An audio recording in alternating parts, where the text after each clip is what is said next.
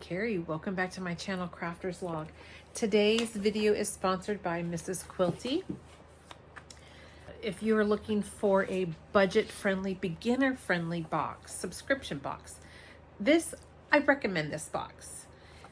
It comes with 12 fat quarters, a notion, and a magazine that will give you 4 patterns in it and lots of tips and guided instructions in the magazine. So take a look at the colors that we're getting in. Now, when I first saw these, you know those old time couches with the golds and the oranges and the browns? My parents had one. I thought it was comfortable. I thought they were kind of cool. Well, with this box, I made 3 projects so far and still have plenty of fabric left over to probably do the 4th one. Now, this month we got a special template. This is a Quilter's template. I'm not sure if you can see it. So if you've got a machine that will allow you to do this, and usually you need to have a fairly decent sized throat unless you're going to quilt something small. This is perfect for it.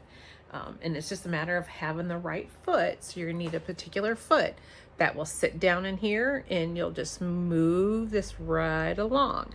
So there's a little bit more to this. I would call this a more advanced project.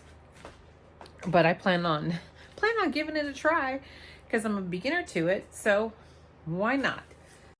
The first project I did out of the book was the pillow cover. Okay, worked out great. Half square triangles. I recommend it because I find it helpful for me, is one of these little grids. You don't have to get this particular brand, but this grid is 2.5 inches, and it fits so nice when you're needing to square up. So in the instructions, you're gonna need to square up the squares. You're gonna just square them up to 2.5 inches. And this is perfect. Totally perfect. And I even get the one, I get the little grippers on it. I don't know if you can see it. You get a little grip on it. That way when you set it down on that small square, it won't move around. So that's my biggest tip on this, for this particular project here. I do know that everything is sewn at 1/4 inch seam. And so what I've done, and I'll snap a picture of it for the video, is I have a particular spot on my presser foot that I know that it is 1/4 inch from my needle. And then I also went and I marked on my machine itself. That way it gives me a little bit of guideline. And there was enough fabric. I did do a cover for the back of this pillow. Now, I recommend, if you're doing the cover for this size, I recommend doing 17 inches by 12 inches, one panel, because I did 2 panels. And I didn't make it big enough for this particular pillow. I just guessed, and this is not the measurements that I did for this is not what I'm giving you. What I'm giving you is going to be better measurements. And generally, typically what you're going to do is you're going to take the width or the length. This is a square, so it's a 16-inch pillow. So I did 17. You're going to want to do 17 by 12, and then another one 17 by 10, and that'll give you the double up. And here it didn't quite double up on this one. So 17 by 12 and 17 by 10 should give you that quite nice double up in the back to make a nice envelope, so it will close. And also, I do have to say, the pillow that I have in here is probably not the right pillow to fit in this here. Let's flip it out and I'll show you here real quick. So once I turn it inside out, you're gonna have your right sides together. And whichever fabric you want on top, you're gonna lay that down first. Okay, so when you're laying your fabrics out, and whichever one that you want to show on top, you're gonna lay that down first. But it's also going to be important that on one side of your cut fabric is you're just gonna sew 1/4 inch hem. So all I did is And that's why you add a little bit extra. So you can even go 17 by 12 and a half. That way you get that little bit of extra to fold over for that hem. So you're gonna fold it over 2 times, put a strip down, and that'll secure it. And you're gonna do that on both of your pieces there. And then whichever piece that you want on the top, you're gonna lay down first, and then the other piece, your longer piece. Yes, I believe it's your longer piece that's gonna go on the top of that one. That way it folds up under inside there really, really well.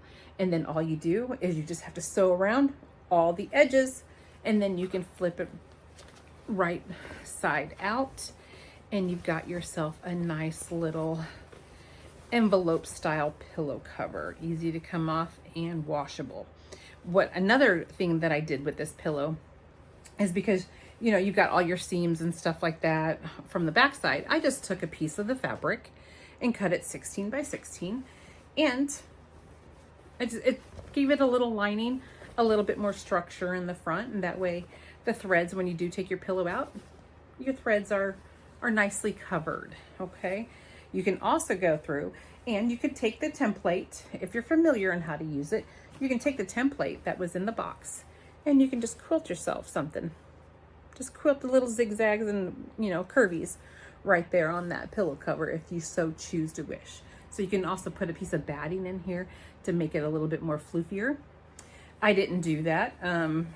I like the way this sits with just having that one piece of additional fabric on the back side of it. Okay, so tips for that one. Make sure that you have your 1/4 inch seam allowance marked. You don't have to mark it if you're familiar with it. I do have a couple other tools that I use. They do make magnets that you can set right next to it, right on next to your presser foot. And so you can mark your 1/4 inch foot. I'll put those items in the description. That way, if you want to take a look at it. So a great thing about Mrs.Quilty's, a great thing about her boxes is each of her patterns will come with a little description telling you the quilting level. This pillow cover was intermediate.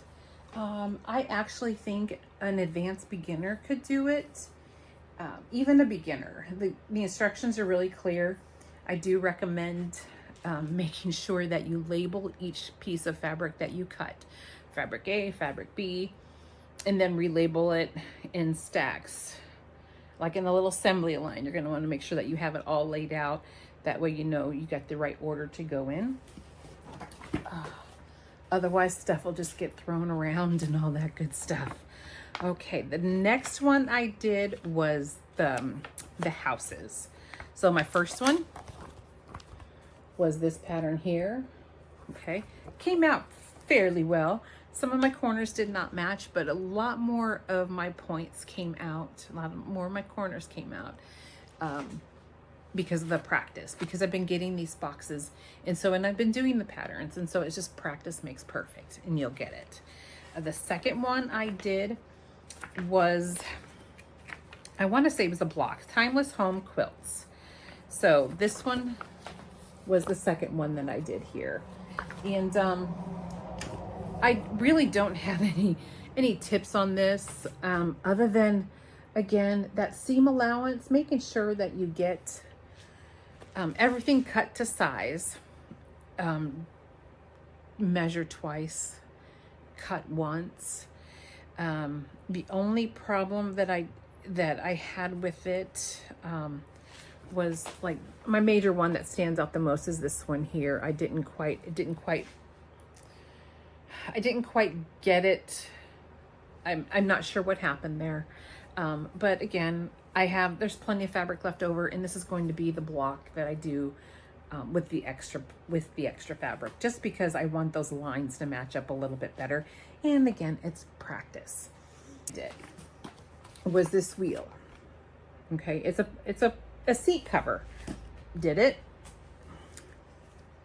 Ta-da! The tip I have for this one is, because the pattern is in the template is paper, it's, you know, it's flimsy kind of thing. So I just went and I got me some cardboard, and I just traced it on a piece of cardboard, and I used this to cut out the fabric.